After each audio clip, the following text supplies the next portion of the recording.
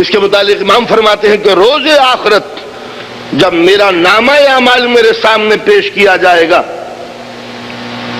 یہ فیروز حیدر کی life history, اب میں اپنی زندگی کو پڑھ رہا ہوں، اس میں کچھ گناہ لکھے ہوئے ہیں، یہ وہ گناہ تھے جو میں نے کبھی نہیں کیے۔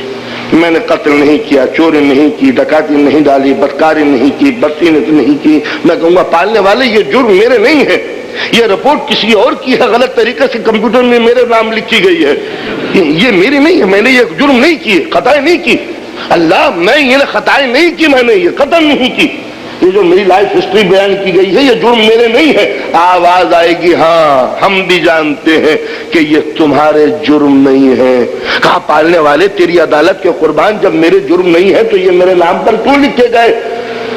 کہا پہچاننے کی کوشش کرو، یہ تمہاری خطائیں نہیں ہے، تمہارے جرم نہیں ہے، یہ ان کے جرم ہیں جن کی تم برائیاں کیا کرتے تھے۔ ہوا کیا؟ میں نے دنیا میں آ کے سب سے پہلے یہ کیا کہ کسی مولوی کی برائی شروع کر دی، اب وہ مولانا یوں ہے۔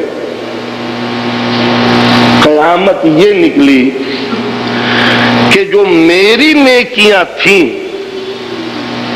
وہ تو پہنچی اس کے پاس جس کی میں برائیاں کر رہا تھا، اور فل اپ دا بلینک، اس کی جو برائیاں تھی وہ ٹرانسفر ہوئی میری طرف۔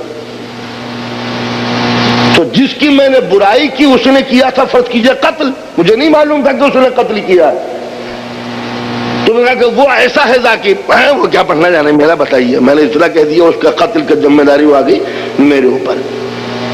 تو معلوم یہ ہوا کہ یہ برائیاں میری نہیں تھی، بلکہ دنیا میں تم جس کی غیبت کیا کرتے تھے یہ اس کی برائیاں ہیں، تو لہذا تم نے سوچا کہ برا کہہ دیا، کیا ہوا؟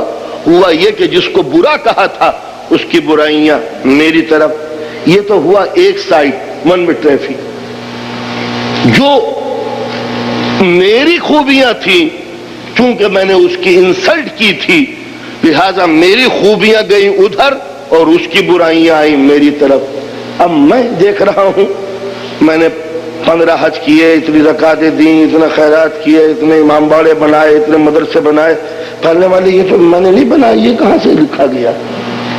انہوں نے کہا کہ یہ اس کی نیکیاں تھیں جو تمہیں برا کہا کرتا تھا، لہذا برا کہنے کی بنا پر بیلنس قائم کرنے کے لیے اس کی نیکیاں تمہاری طرف گئیں اور تمہاری برائیاں اس کی طرف چلے گئیں۔ یہ تھا وہ ایک برادر ہوڈ کا تصور، کنسپٹ جو اسلام نے پیش کیا تھا کہ ہم اپنے ماحول میں رات دن اتنے عادی بن چکے ہیں ایک دوسرے کی برائی کر کے کہ ہم سمجھتے نہیں ہیں کہ اس کا ریئیکشن کیا ہو رہا ہے۔ آپ کو نہیں معلوم کہ جو ہمارا بینک بیلنس ہے وہ گھٹ رہا ہے، بس ادھر ہم نے کسی کی برائی کی، جیسے کوئی وائٹ چیک چلا گیا سائن کر کے، اب اس پہ جو چاہے لکھا جائے، تو لہذا ایک وقت وہ آئے گا کہ معلوم ہوا کہ کچھ نہیں، یہ تو معاملہ بیلنس الٹا ہو گیا۔